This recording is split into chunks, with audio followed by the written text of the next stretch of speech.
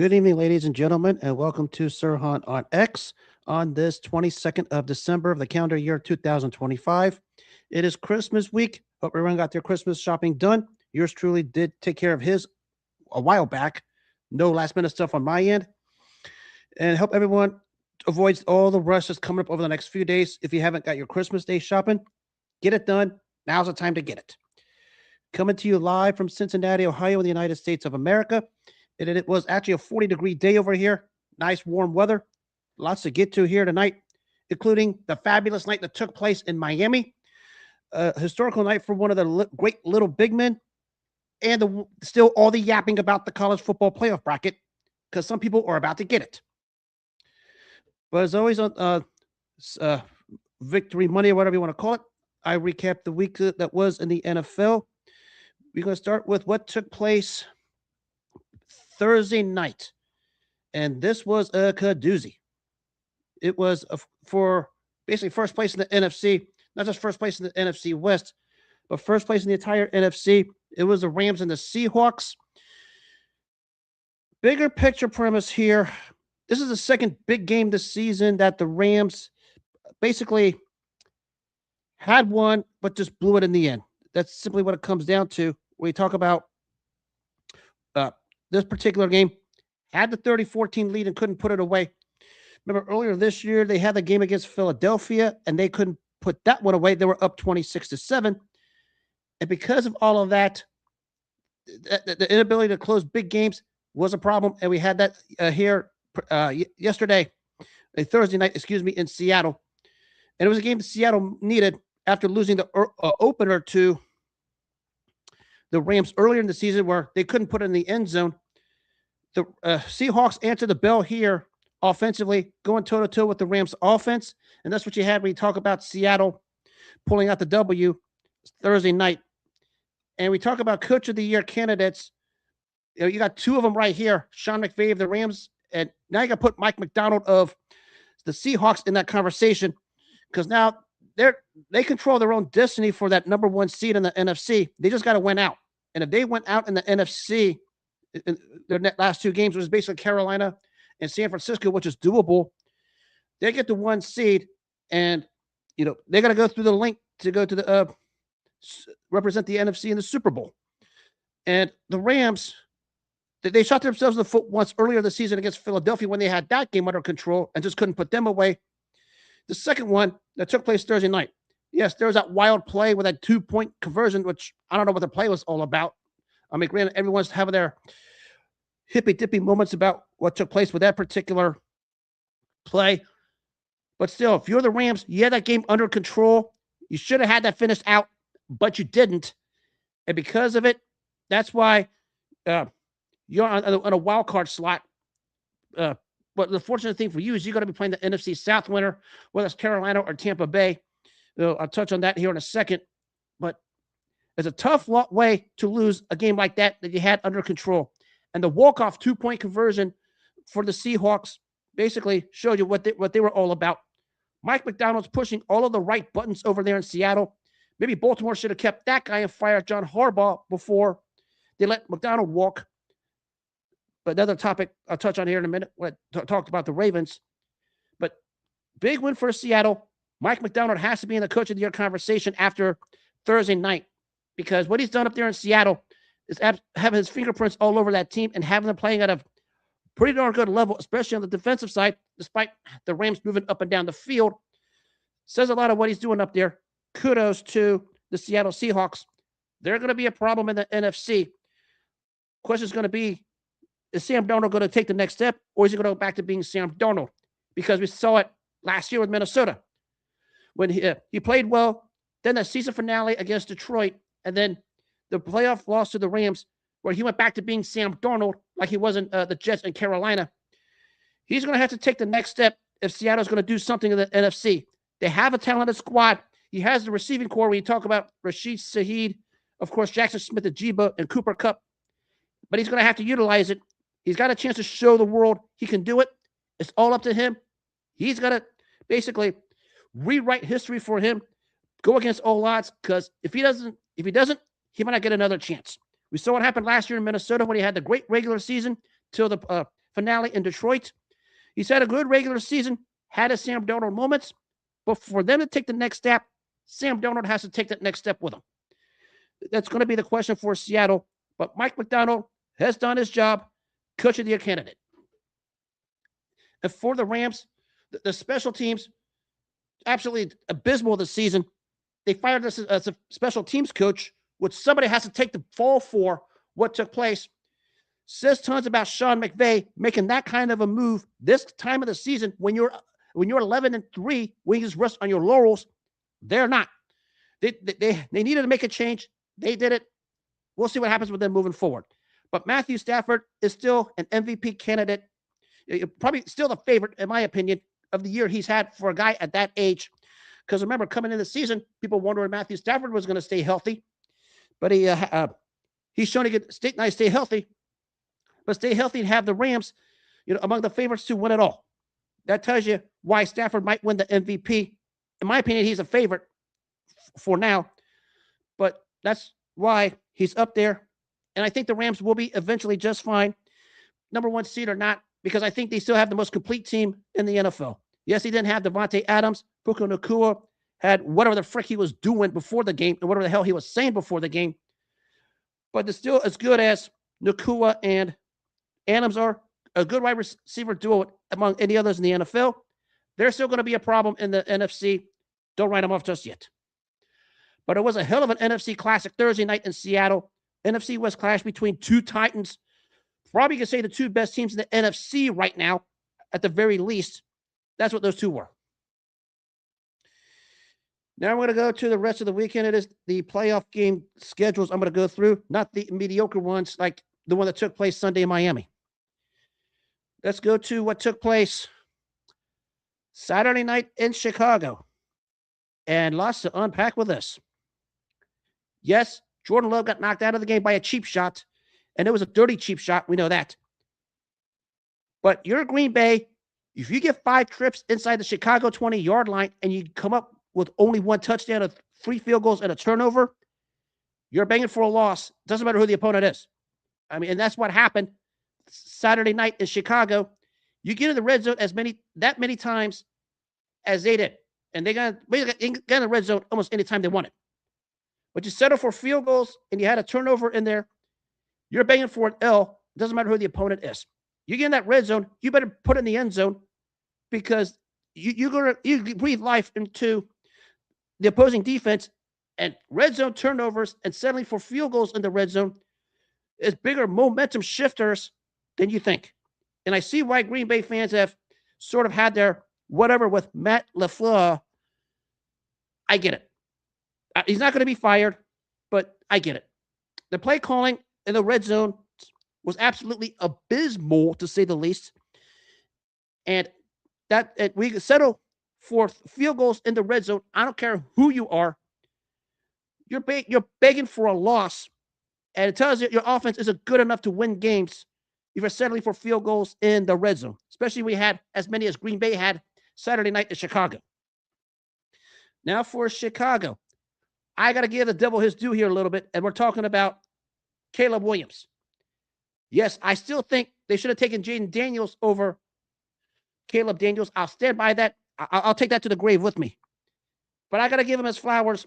He had some big-time throws at big moments, especially the game winner, the 46-yarder to DJ Moore right over the defender. I'll give him his flowers for Saturday night because he had some timely passes, and he basically was clutch, and I'll give him his flowers. Chicago's finding ways to win games.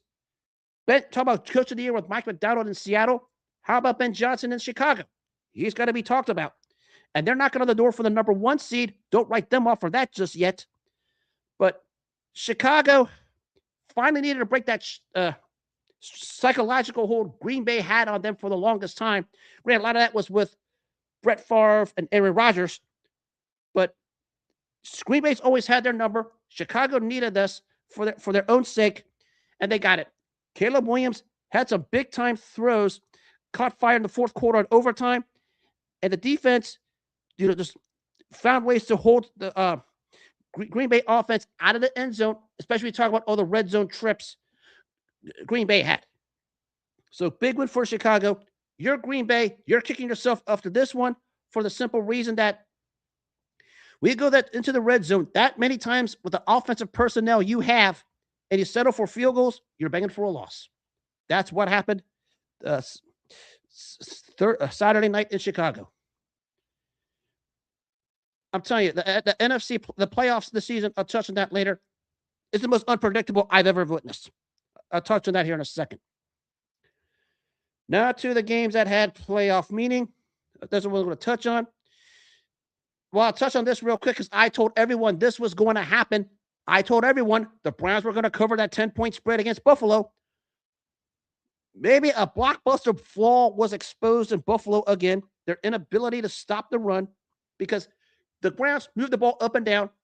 Is that Shedeur Sanders doesn't have the balls to put the ball in the end zone. That's a problem. Shedeur Sanders does not have the balls to score touchdowns. And that's why Cleveland lost that game, because the game was there for the taking. They did anything they wanted to that Bills defense. And we saw it happened a couple weeks ago against Cincinnati. The Bengals moved the ball up and down on that defense. It was just a cowardly play of Joe Burrow that cost them the game. Same thing here. The Browns moved the ball up and down on that Bills defense. Shedeur Sanders didn't have the balls to put in the end zone. That's why Buffalo was managed to escape, because Shedeur Sanders doesn't have the balls to put the ball in the end zone and not man enough to score touchdowns. That's why.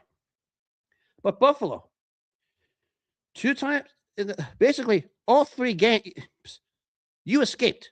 I mean, you had 3 straight wins, but all 3 you escaped. I mean, New England just had a brain fart in the second half of that game. I don't know what happened. Of course, Cincinnati, a cowardly interception by Joe Burrow. And Cleveland, because Shedeur Sanders isn't man enough to score touchdowns. You have Kansas City, Cincinnati, and potentially Baltimore out of the playoffs. And we talk about Patrick Mahomes, Joe Burrow, and Lamar Jackson. Let me remind you guys, Mahomes and Burrow beat you in the playoffs before. You have no excuses to not get out of the AFC this year. If you think Josh Allen is that Patrick Mahomes, Lamar Jackson conversation, you better get out of the playoffs this season. Get out of the AFC, because if you don't, it's going to be a bigger egg on your face more than ever, because Kansas City and Cincinnati aren't even there to interfere with you, or even Baltimore. You better come out of the AFC with what's happened with all the big name quarterbacks sitting home, because if you don't, you'll never get to that point. And you're probably going to concede the AFC East to New England. It was basically, you've been your division. You had that stranglehold on that forever. And you just look like you are a lost cause against Cleveland. I said the lockout was Shedeur Sanders isn't man enough to score touchdowns. That's the only reason why you lost that game Sunday. You got to back up. That's why you escaped Sunday in Cleveland. You got Philly coming up this coming Sunday, and Philly's bringing reinforcements with them. Lane Johnson and Jalen Carter coming off the IR. Good luck down the line, because if you don't get out of the AFC this season, the way everything is set up for you, because everything's set up for Buffalo to come out of the AFC, you don't come out, it's going to be a bigger embarrassment than ever. Because I remember the backlash you got in 2022 when you were a 6-point favorite at home against Cincinnati and you got dog walked on your field. Problem is, Joe Burrow wasn't man enough to score more than 2 touchdowns, but you still got dog walked.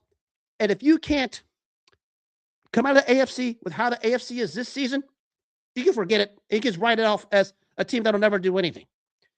It's right there in front of your hands. Step it up. But you showed your flaws. You got exposed a little bit. And that's why no one's taking you seriously, this guy being one of them. You better get it done this season, or it's going to be a long, long off season, maybe longer than what Kansas City, Baltimore, and Cincinnati are about to go through. And they'll go through long off seasons. Amazing what's about to happen to the AFC. An inverted, upside down look. I don't get it. Chargers over the Cowboys. Chargers sneaking as a low-key favorite. Of course, Dallas was eliminated. But I talked about with Josh Allen, same goes for Justin Herbert. Last time he was in the playoffs, you intentionally threw 4 interceptions against the Houston Texans without an explanation. You do that again, and you're going to be the 5 seed going to the AFC North default winner, whether it's more likely going to be Pittsburgh. You can't beat Pittsburgh in the playoffs by having a better team than the Steelers you'll never get anything done. And we know what happened last season when you guys, being the Chargers, went to Houston and Justin Herbert threw 4 intentional interceptions. You do that again, or crap the bed again against the Pittsburgh Steelers, who's going to be the default AFC North winner because they're going to send somebody over there, or by some wild imagination, Baltimore. You guys can't get it done. You might as well forget about the playoffs altogether moving forward. Because just like Buffalo has an opportunity, so too does you guys. You guys have the opportunity, but if you're not man enough to beat whoever is going to be the AFC North default winner, which is going to be either Buffalo, Baltimore, or Pittsburgh, just like Buffalo, it's going to be a long off season, especially given that 3 years ago, you had Justin Herbert as your quarterback and you blew a 30-0 lead to Jacksonville. And last season, Justin Herbert threw 4 intentional interceptions to the Houston Texans. No excuses for you guys not to get it done this season either. Just like Buffalo with Josh Allen, same goes for the Chargers with Justin Herbert. You better get it done with how the AFC is constructed, because if you don't, forget about the playoffs for the longest time. That's what's going to happen with LA. And speaking of the AFC, maybe the biggest statement that was made, actually 2 statements were made. Maybe the biggest one was Jacksonville really just going into Denver and just beating the brakes off of them. Game was not as close as the score was. I mean, Jacksonville did anything and everything they wanted to that number 1 defense, sent a loud message that everybody's talking about who might be the favorite. Jacksonville said, we're here. And Trevor Lawrence might have had one of his better games in quite some time, when he was about as perfect as you could possibly be. And we talk about Coach of the Year candidates, add Liam Cohen of Jacksonville to that list, because Jacksonville is balling right now. They may steal the number 1 seed if something happens to New England or Denver moving forward. Remember, they now have the head-to-head tiebreaker on Denver. That might come into play. But Jacksonville sent a loud message at AFC that's not going to have Mahomes, Burrow, or Jackson. And Jacksonville said, you can talk about anybody you want, but we're here. I mean, they're not doing anything flashy. I mean, Brian Thomas is still Brian Thomas Jr. Travis Hunter is still a talented bust.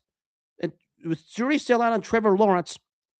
But that defense is just putting brakes on people. And you're talking about one of the teams improving in terms of takeaways among one of the top ones in the AFC, at least when it comes to defensive takeaways. And they may have just made the loudest statement, maybe the biggest win among all AFC teams this season, what they did yesterday in Denver. And the game wasn't as close as the score was. Jacksonville did anything and everything they wanted to on both sides of the ball. Even when Denver looked like they got going, Jacksonville never let them gain momentum. Big win for Jacksonville. We might be talking about them in the playoffs, but it's going to depend on whether or not Trevor Lawrence can become a playoff better in the playoffs, because we saw what happened in Kansas City a few years ago when he crapped the bed. That's still fresh in the minds of anyone who saw the last time Trevor Lawrence was in the playoffs. But big win for Jacksonville. Maybe the biggest statement win in a few weeks in the entire NFL. Leads me to last night in Baltimore. Lots to unpack with this. First of all, I'm starting to understand why Ravens fans are just fed up with John Harbaugh. It's another case of a coach who mismanaged the game on stretches of, once again, your best offensive player, Derrick Henry, on the sideline. Remember the Thanksgiving loss to Cincinnati? He was on the sideline where Cincinnati started to pour it on. And here we are again, after you found yourselves down, and after Derrick Henry was just running all over the Patriots, and he was running, I think, to the tune like 6 or 7 yards a carry. 128 yards and a touchdown. But he doesn't see the field in the last 2 possessions. And after the game, John Harbaugh says he should have been out there. Guess who made the decision to sit Derrick Henry? It wasn't Derrick Henry. It was John Harbaugh. And I see why Ravens fans are just throwing the hashtag on the X platform saying fire John Harbaugh. Over the last few years, you had probably one of the more talented teams, at least on paper, in at least the AFC. This is a team 2 years ago who was in the AFC title game to Kansas City. And we know what happened last year in Buffalo where Mark Andrews couldn't hold on the ball to save his life. And you add Derrick Henry, you add subtle pieces, and this was I don't want to say an overall favorite, but a top favorite to at least come out of the AFC or at least be in the AFC title game. And for a team that had the deep playoff runs, the core of this team had to have these kind of mental lapses, especially in games where you had under control, says tons about what's going on over there. And the common denominator now has to be centered around John Harbaugh. When you consider at least a dozen games in his tenure over there in Baltimore, they've had at least 10 to 12, at least 10-point leads with a chance to close a game out, but couldn't. What are the reasons? He's the only one who can answer. I can't, because I'm not on the sideline watching what's going on in Baltimore. But it's a bad, bad look. And I said a couple of weeks ago about the entire AFC North needs to do a facelift. Maybe Baltimore needs to start looking into that. Yes, I'm aware Lamar Jackson got hurt, but it doesn't excuse the fact that you had Derrick Henry running wild, and he's not on the field to close the game out. That's an eyebrow raiser. And that's something John Harbaugh can't answer with a straight face. I saw the press conference. He couldn't answer it with a straight face.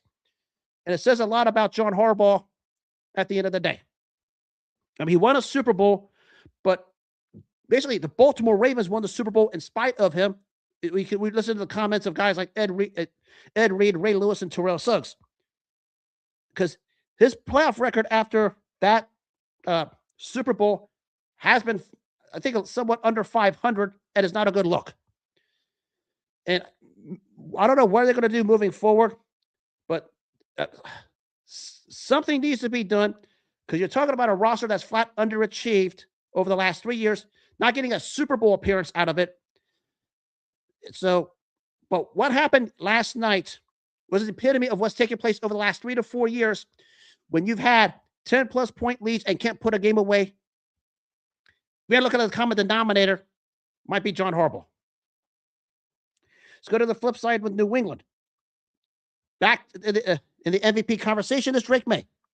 I mean, didn't play superly great, but made the throws he had to make. But doesn't say much when you're making the throws against a defense that's been basically the equivalent of peaks and valleys all year long.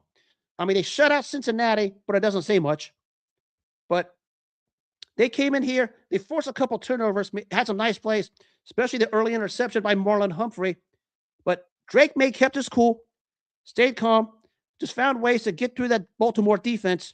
And that's why New England pulled it off, and they're probably going to get the AFC East at the very least. But Drake May's back in the MVP conversation. And Mike Vrabel, Coach of the Year candidate. I think the Coach of the Year candidate, when I talk about this in the season then, it's going to be a pretty spicy list. And it's going to be very spicy. Mike Vrabel's on it. New England just might have the inside path to get the 1 seed. But remember, Jacksonville's coming. New England's going to find a way to hold that off. They're going to win the AFC East because they have the favorable schedule the rest of the way compared to Buffalo. But we'll see what happens moving forward. But as I said, New England got back on the right track when you talk about what took place yesterday. And that's why they got the win. Now to a couple of quick other interconference matchups. But the big one, of course, is Carolina stunning Tampa Bay. Talk about falling off a map. Baker Mayfield fell off the map. That's what happened. Baker Mayfield fell off the map. And because of it, the Panthers found a way. I mean, I'm still not high on Bryce Young yet, but he did make some nice plays necessary. The third down play to give Carolina the lead to Jatavion Sanders, a good, nicely placed pass right to Sanders. I mean, nicely placed pass. But of course, the suspect interception by Baker Mayfield to Lathan Ransom, the intentional interception that made no sense. The blessing and the curse with Baker Mayfield sometimes is he always has a chip on his shoulder, but sometimes he uses that chip on his shoulder to try to say, I want to be the reason we win. And that's what happened here. They should have just stuck to how they got to that point. All credit to Carolina, whose defense just put the swamps on Tampa Bay. But Baker Mayfield needs to play significantly better, or they are staring at sitting home at a division they were heavily favored to win. Heavily favored. Yes, they had the injuries, but injuries are just an excuse at this time of the season. But a big win for Carolina, a real feel-good story. But they got to go to Seattle and then Tampa to close the season. A tall order, but let's not write them off. They're doing something right, especially Rico Dowdle and Bryce Young. They're doing something right over there in Carolina. They may just steal the NFC South from Tampa out of nowhere. Pay attention. And now to what took place in Detroit, which leads to what we'll talk about here in a second. The wild fiasco at the end of the game. I'll break this down real quick and I'll end it. That was offensive pass interference. Amon-Ra St. Brown's arms pushed off. Yes, Jalen Ramsey sold. I get it. But the ball was caught at the 1 yard line. Progress was stopped. Play was over. That was where the play should have ended. The right team won. But once again, we're having another conversation about Dan Campbell going for it on fourth downs unnecessarily, like he did earlier in the game. And because of it, they were put in this situation, and that's what happens. Dan Campbell has his mindset of just going for it all the time. It's a blessing and a curse. We saw it 2 years ago in the NFC title game in San Francisco, where he went for it on every fourth down imaginable, and Mason was unable to convert. Had a couple games like that earlier this season, the same way. And again, yesterday in Pittsburgh, another one. And that's why Detroit is on the outside looking in and close to elimination. I mean, I get the Lions have been banged up on the defensive side for the second straight year. I get it. But you're Dan Campbell. You got to learn how to manage a game significantly better than what you have over the last few seasons. Because basically what happened yesterday was what happened 2 years ago in San Francisco in the NFC title game. Going for it on every fourth down that made no sense. I mean, I get it. You have an explosive offense that can put 40 anytime they want. But you shouldn't be going for it on every fourth down imaginable. Use your head a little bit. If you need to take the points, take the points. Don't put yourself in that kind of position, because that's what Dan Campbell did. And that's why the Lions are on the outside looking in, and it's possible they're about to miss the playoffs for the first time since 22. Lots to think about over there in the Motor City. Now to Pittsburgh.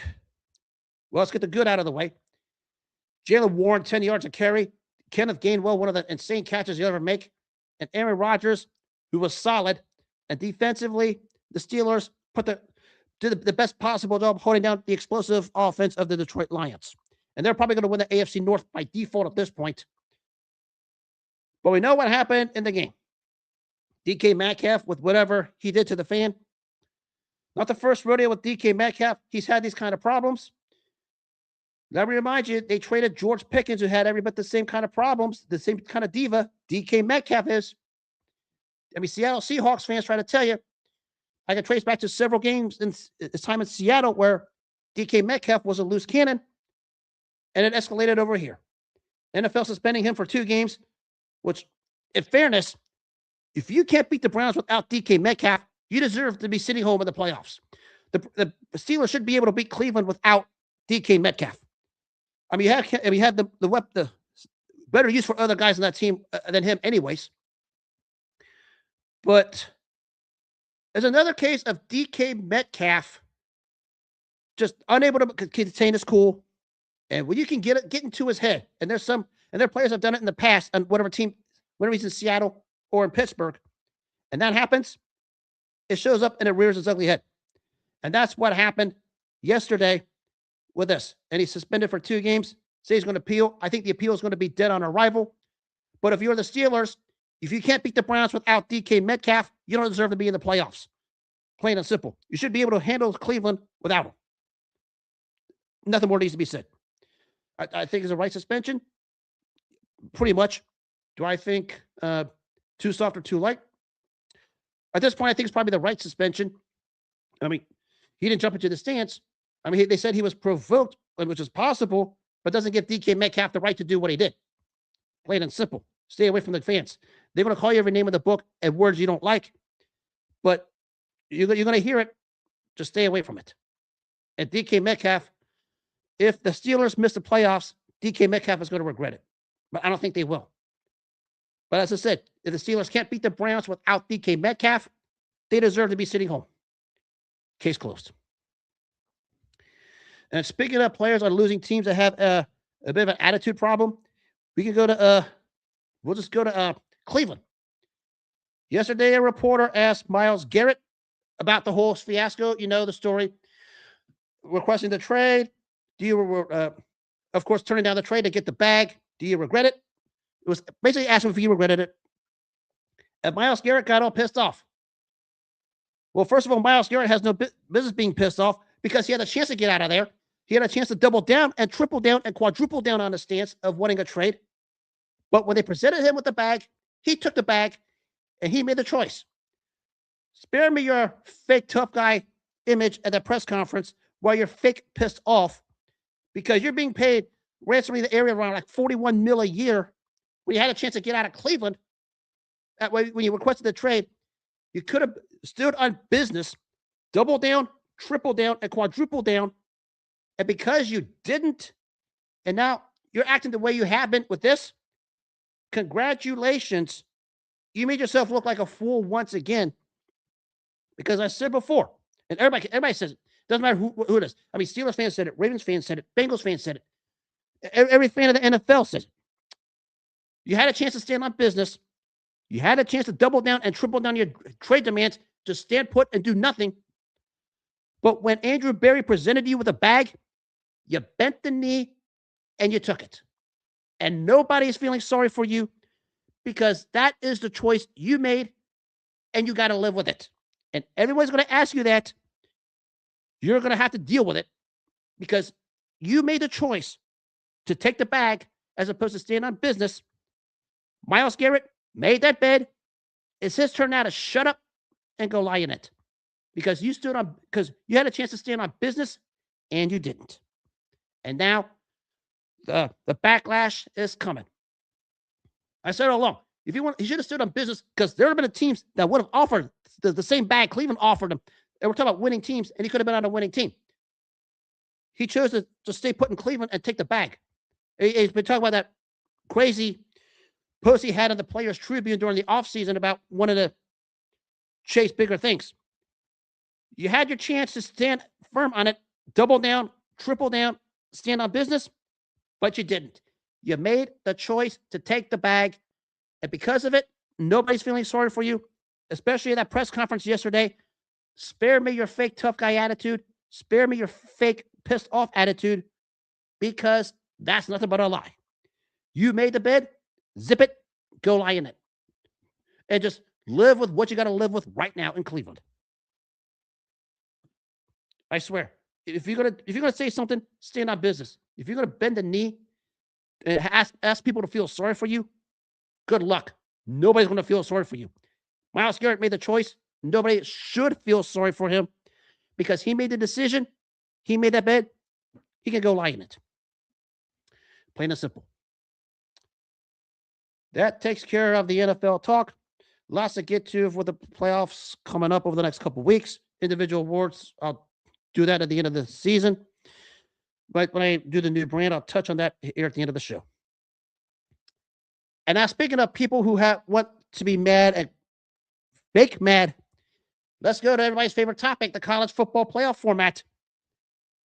And everybody at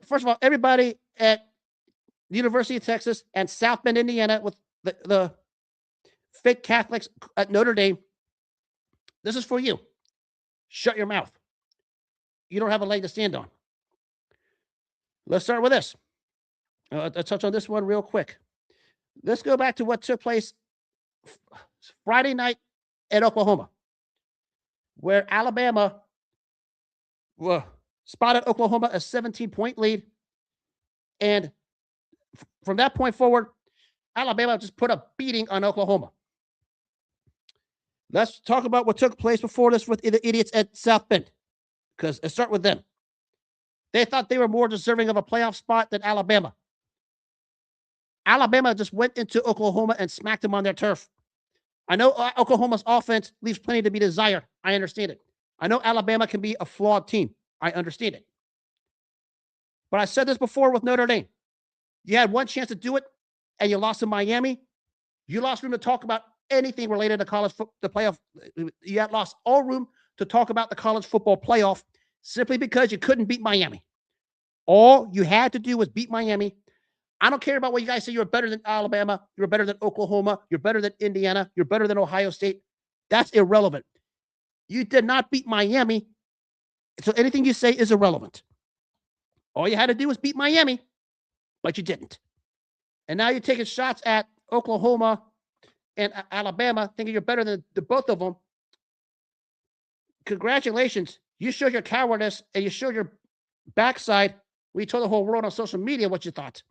Because it is one of the most idiotic things you could ever do, ever say. When two teams are in a playoff and you're sitting at home saying you're better than them when you didn't deserve a playoff spot, you show why you're just a greenfield coward over there in South Bend, and they're filled with a bunch of them.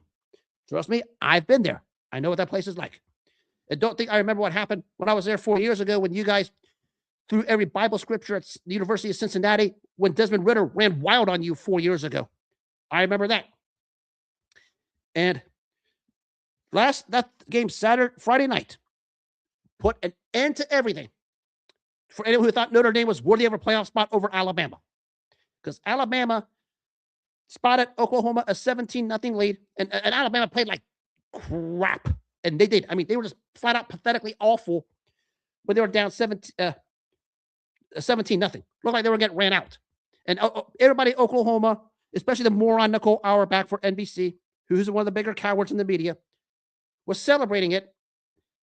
And then when John Mateer threw that intentional pick six to the Alabama defender, I can't think of his name off the top of my head. It was an interception. I'm reading the name here. I apologize. When John Mateer threw that intentional pick six to Xavier Brown to tie the game, all momentum went directly toward Alabama, and Kalen DeBoer just took advantage of it, and basically Ty Simpson just had a phenomenal game from that point forward, and Alabama went on to handle business. And Notre Dame and Texas need to flat out shut up when it comes to the playoff spot because Alabama ended it Friday night. You can say you're better than Alabama. You can say that all you want. It doesn't matter. The point is, let's give Notre Dame first. This is too easy. Notre Dame couldn't beat Miami. You're sitting at home, deservedly so. So you lost room to talk about being better than Alabama or was more deserving than Alabama because that was done by Alabama, especially when John Mateer threw that pick six to Brown, intentional pick six, which is right to him. I don't know what the hell Mateer was thinking. And when he threw it to him, Alabama just gained on momentum, and Oklahoma just fell off the rails times 20. And Notre Dame said they could have beaten Oklahoma. That's not the issue. The issue was did Notre Dame deserve the opportunity against Oklahoma? And the answer was no, because they weren't man enough to beat Miami. Let's get that one out of the way. Because Notre Dame's filled with cowards. I'm not dealing with them. Now you idiots over there in South Texas Station, the University of Texas. You have less room to speak to Notre Dame because you weren't man enough to beat Ohio State. You weren't man enough to beat a 3-8 Florida team who fired their head coach. And not to mention you quit against Georgia. And you thought you were more deserving of a college playoff spot over Alabama. You can't beat Ohio State. You can't beat 3-8 teams. You don't deserve to be in the playoff. And you have a fake Manning as your quarterback, which disqualifies you by default. And that's why what took place Saturday when Alabama beat Oklahoma ended you guys too. I don't want to. And now Texas fans are making a big hubbub about how they beat Oklahoma in the regular season. It doesn't matter. Oklahoma was more worthy of a playoff spot than Texas was. That's the point. Oklahoma earned a playoff spot over Texas, all because Texas wasn't man enough to beat a 3-8 Florida team, because Texas wasn't man enough to beat Ohio State. Texas quit against Georgia. And I forgot, they needed overtime to beat a Kentucky team who won, what was it, only 3 or 4 games this season. And we have a fake Manning at quarterback. Yeah, that's not going to help you guys. So spare me your idiocy We talk about how you were better than Alabama and Oklahoma and how you beat Oklahoma in a regular season game because you blew it and you blew it bad and you were less worthy of a playoff spot than Alabama and Oklahoma was in that game Friday night. You guys at South Bend, Notre Dame, and over there, University of Texas, need to zip it because the more you talk, the more foolish you sound. And the more foolish you sound, the more, as I say, you live the upside down life where you talk out of your butt and poop comes out of your mouth when you speak. Because that's the life Notre Dame and Texas are living right now when they saw Alabama and Oklahoma in that playoff game, who was more worthy of the CFB playoff over those two teams. Lots to get off with that. And I'll get more with that if they want to test me. You guys are Notre Dame and Texas. You want to test me? Bring it on. I said South Bend and Texas. Bring it on. I don't think I don't know you guys inside out. I do. I've been a part of your towns. I know what you guys are made of. You want to bring it on? I think you guys are more worthy than Alabama or Oklahoma. Go ahead and try me. It'll be too easy for me. Good luck. Because you guys are still whining about something that's irrelevant now. Once Alabama beat Oklahoma, Notre Dame lost room to speak. And the second Oklahoma made the playoff, Texas fans lost room to speak, especially when you consider Texas wasn't man enough to beat a 3-8 Florida team, and they quit against Georgia. I said, bring it on. You make it too easy for me. Having to deal with college kids is just weird sometimes. I was a college kid once. Difference is I finished the job. Those college kids over there, they haven't. Good luck. Also, talk about the bracket real quick before I go on to other things. You know, everybody's talking about what took place over the weekend with those two schools, JMU and I think the other one was Tulane. Tulane just got handed to them by Ole Miss. Nothing spectacular. But JMU put up 34 points on Oregon over the weekend. I guess they validated their spot. You can debate whether it is basically validated more worthy than Texas and Notre Dame. They went to Oregon and put 34 on them. They lose a game? Yeah, because when they go to Oregon, Oregon scores points the way the Cincinnati Bengals should. But JMU, I'll tip my head off to you. You hung 34 on Oregon. You didn't win the game. I get it. But you hung 34 and you made that playoff spot worthy. All credit. I'll give you that. And Tulane against Ole Miss, not really say much because we talk about Tulane and Ole Miss. Questions, I don't know how Mississippi got in. They handled Tulane. But, nothing to say about that. It's just a job they had to do. Now, that's over with. I'll touch on the bracket later on this week. Just break it down here real quick. It is going to be Ohio State, Miami, which has Ohio State and Miami going crazy about that national title game in 2003 on that so-called pass interference, whatever the hell you want to make of it. Alabama and Indiana in the Rose Bowl. That's going to be a good doozy. Alabama's got more momentum than you think. Not saying they're going to beat Indiana, but they have momentum because of how they came back against Oklahoma. They're going to be on house money. Pressure's on Indiana. We'll find out how good they really are. Oregon and Georgia. GMU is going to hang 34 on Oregon's defense. I don't know what Georgia's going to do. And the last one is Ole Miss and Texas Tech. Interesting game. That was going to be interesting. Two newcomers, two fresh teams. Talking about an Ole Miss that's 10th offensively and 22nd defensively. That's a nice format to have a deep run in the college playoff format. I'll be talking about that this week. All four games have some real intrigue and lots of interesting storylines. I'll wait till closer to the game time comes. But you guys in South Bend and Texas, shut up. You don't have a leg to stand on. That takes care of the college football. Now to the world of boxing. I'm going to flip things a little bit. Talk about the historical aspect first. This took place 45 years ago at Caesar's Palace. This was a return match between Lupe Pintor and a fighter named Alberto Davila. Alberto Davila, standout out of Texas, like a poor man's Orlando Canizales, not known for power, but a very good skill, and used that skill to handle Lupe Pintor in the first fight. We talk about the type of pressure fighter Pintor was. Davila found a way to hold off the pressure to get a unanimous decision win as a 3-1 underdog, stood fast and strong. Eventually, gradually wore down Pintor as that fight wore on. But a lot changed after that point, where Pintor started to establish himself as one of the better fighters in that weight class. And we talk about Pintor, some of the all-time great Mexican fighters, he should be mentioned more. Definitely a top 10 guy when we talk about it.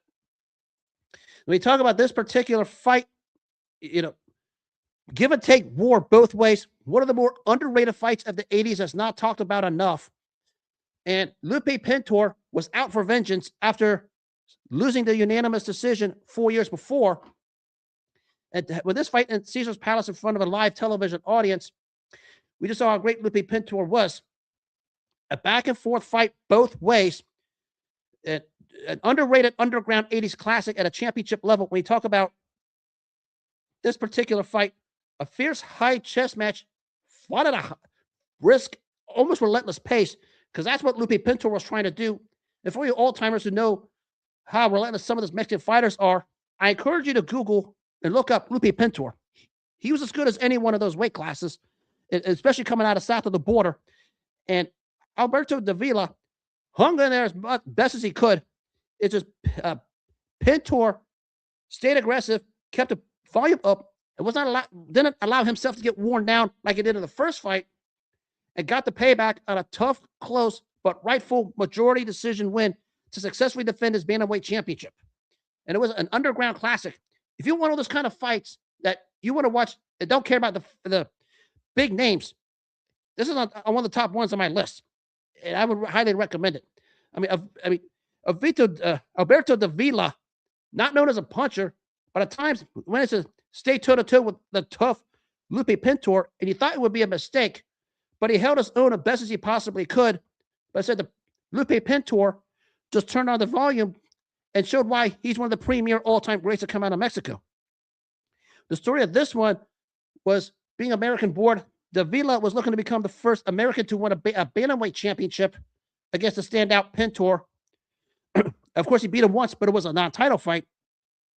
But, the championship medal and the championship experience of Pintor took over and showed on this particular night, as he was the one that gradually wore down the tough, durable, gritty, you can say to an extent underrated Alberto Davila to win the majority decision. And Davila is a very skilled fighter in those weight classes. You don't think about skill when you talk about bantamweights. Davila brought a lot of skill. Almost like a poor man's Orlando Canizales. If you got old timers know how skilled Orlando Canizales was, Davila was that, and he showed it here. Good footwork, good speed, ability to step around. Ken mixed up, had a better than expected chin because he took a lot of bombs from Pintor, and you know how much of a hard hitter Pintor was, and he held his own for the best possible. Lupe Pintor is an all-time great, and Lupe Pintor just showed why he was one of the fierce, skilled fighters in that weight class maybe ever. And a relentless, brisk, fierce pace, a chess match between two high-skilled bantamweights. It was a thing of beauty. Maybe one of the more, we talk about some of the fights in the 80s. This one should be talked about more because it was as good as all of them, especially from both guys. And it was Lupe Pintor, one of the standouts from Mexico, who found a way to escape with a majority decision against a tough fighter in Alberto Davila, who gave Lupe Pintor in all of his fights everything he can handle and then some. Ask Lupe Pintor just how tough Alberto Davila was. He'll tell you, because Lupe Pintor got it and then some. And we talk about Lupe Pintor's run as an all-time great bantamweight. I mean, he's up there among some of the better ones. Certainly you can say a top 10 all-time great Mexican fighter. That's not talked about with him enough. I mean, his resume, we talk about Lupe Pintor's resume. If I can pull it up here, certainly one of the better ones in that weight class. I mean, he had his, we talk about Davila. Yeah, fought Leonard Cruz. You lost to him, a tough one. We gained a title from Carlos Zarate, beat Alberto Sandoval, who was another tough fighter, one of the better ones. Had that breathtaking give and take war with Wilfredo Gomez, which was face first, and both guys were just beaten up. held his own, but the 14th round stoppage by Wilfredo Gomez, fought a lot of other guys in here. And for Alberto Davila, he eventually became champion a couple years later. So his mission was accomplished, but put himself on the map by fighting some of the better ones in that weight class, not just the ones he had with Pintor. Also fought Carlos Zarate, Wilfredo Gomez, just to name a couple. A one-time stalemate of the always tough and greedy Danny Little Red Lopez. And I wonder how those gym wars went. Alberto Davila, very sound, very skilled, very underrated. Not talked about enough because he didn't have the career accolades of some of the others. But one of those bantamweights in any era, because of his skill, could hold his own against anyone. It was certainly a very good fighter in the 80s, underrated. Lupe Pintor, we're talking about one of the upper echelon all-time greats. We talk about the little big men and some of the fighters that come out of Mexico. And that's why his place in history is up high. Actually, it should be higher than how it's rated. That's why he managed to escape with a tough majority decision win over the standout Alberto Davila. A terrific classic, an underrated classic, a must-watch. If you're just looking for a fight to watch just for the hell of it, the second fight between Lupe Pintor and Alberto Davila is certainly it. Classic like that, I love to talk about. And I conclude with the time of my life. This took place in Miami Friday night, and I think everybody knows where I'm about to go. The greatest thing that happened to society took place when Anthony Joshua did society a favor by getting rid of the biggest coward walking God's green earth. Not just him, but his brother and all the his fanboys who were the biggest group of racist cowards walking God's green earth. When the jab to the chest and the perfectly timed right cross by Anthony Joshua put the guy down and out, broke his jaw, and Joshua left with the win. It was the greatest thing for society. It was the greatest thing for boxing because it was about time that coward, him, his brother, and his cult fan base got their karma, and it was well-deserved. And you do not play with Anthony Joshua, no matter how hard he tried it, because he tried to play with Anthony Joshua. You don't play with Anthony Joshua. I mean, the only losses he had in his career were Andy Ruiz, Alexander Usyk, and Daniel Dubois. And those three guys, would wipe the ring with that guy that Anthony Joshua knocked out Friday night, one of the bigger cowards walking God's green earth. When you get this kind of novelty fights and you take care of that kind of business, on the surface, it doesn't mean much. But we consider that Anthony Joshua was staring at a blockbuster payday with Tyson Fury probably next year in an all-Britain showdown. He had to take care of business, and he did. Did it in more ways than one. When Anthony Joshua took that coward, pinned him in that corner, actually threw the left hook, put him into the corner, the jab to the chest, and the perfectly timed right cross that broke that coward's jaw and put him down and out, that was all she wrote. And hopefully, with that coward, his brother, and his cult fan base who are filled with cowards are never to be seen ever again. The worst thing that happened was not worse was done to this guy because he deserved worse than a broken jaw. He deserved a broken skull. He deserved busted intestines. He deserved his arm falling off. He deserved his eyes falling out, a broken nose, blood all over himself. Because of him, his brother, and his cowardly fan base, they deserve worse than what Anthony Joshua gave them. But it was a great day for society, a great day for boxing, a great day for all mankind, because Anthony Joshua gave this coward exactly what he deserved. The karma he, his brother, and the cowardly fan base they have got exactly what they asked for. I should say the cowards that run MVP promotions, some of the biggest group of cowards working the fight game. It was beautiful. Kudos, Anthony Joshua. Now go to England, cash out against Tyson Fury, where you and Fury are going to make all kinds of money in England selling out Wembley Stadium. Sell it out. And after that point, just do whatever the heck it is you want. Because you earned that right. After what you did for your entire career. And Saturday, what happened Friday night was a capper.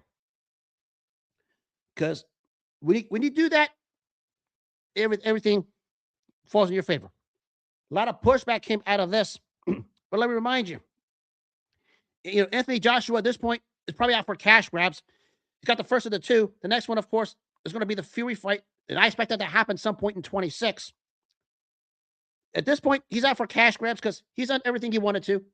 There's nothing more left to prove. The only thing he proved Friday night was that this coward that he knocked out never belonged in the fight game in the first place. And this coward he knocked out, him, his brother, and the cult following they had, the racist-filled cowards in that particular fan base of the guy Anthony Joshua knocked out, got their karma, got what they deserved. They can cease to exist because they're those kind of people. And the fight game and society has no room for anything like that. Is it too bad? The only thing he came up with was broken jaw. Probably should have had a couple of his eyes gouged. Should have had blood coming out of his intestines. Should have had his brain bashed in, his skull cracked, his nose broke, because that's what that guy deserved. But one punch by Anthony Joshua turned his jaw the way it did. That's all you need to know. And this guy ran for about 6 rounds thinking Anthony Joshua wasn't going to catch him. And even the referee of that fight basically said the fans didn't pay for this crap. And from that point, Anthony Joshua said, to hell with it. I'm getting him out of there. A beautiful day for society, a beautiful day for the sport of boxing, a beautiful day for all sports and entertainment, because a coward is outed, and he can take his brother, and he can take the cult fan base filled with cowards with him and cease to exist, because that's where they belong. Kudos, Anthony Joshua. I can't say that enough. And it was a thing of beauty when that right cross put him down. I just wish he would have knocked some teeth out. Wish he would have broke some more bones. Wish he would have busted out both his eyes. Would have crushed his brain, his skull. Had him urinating blood. You should have done more than that. But this is satisfying, and the world can be a better place because of it, especially the sport of boxing, because we can use something like this. Novelty fights. I'll say this. If you're trying to make it more than what it is, something is wrong with you. If you're trying to make it just a novelty fight, okay, I can live with it because that's what we're in. But if you're trying to make a novelty fight more than what it is, something for a legacy stature, expect that as a result. That's how he tried to sell it. Anthony Joshua just said, I'll go with it. When the moment came, the jaw was broke, and Anthony Joshua pocketed his bag, and now he finally is going to get what he should have chased a long time ago, the All-British Showdown with Tyson Fury. That fight now has to be made in 2026. No excuses for Fury Joshua not to be made in 2026. Period. Because now it's about just cashing out and living a good life. Because Anthony Joshua did the world a favor, and now he's a global hero because of it. Salute Anthony Joshua. I can say that another 50 times if I wanted to, but I didn't want. I'm not gonna. I said the worst thing the only thing that didn't happen was he'd had more than a broken jaw. Should have had a broken nose. Should have been peeing blood. Should have had his skull crushed. Should have had worse done because that's what he deserves. But Anthony Joshua, be free, young man. Be free. And on that note, that'll wrap up this edition of Sir Hunt on X. I will be back tomorrow night. If you missed this show or any others, you can catch the audio versions on the iHeartRadio and the Apple podcast apps, especially for the Apple for the iPhone users. You want to catch the video version, always catch it on Spotify. Mind you, 4 more shows before the Sir Hunt X brand is retired. I go to a newer brand with a new media contract where I get to take the gloves off, and it's going to be a beautiful thing. And as always, make self-care your number one priority in all walks of life. Take care of yourself. Respect other people's boundaries. Defend your own boundaries, and all the good things will happen.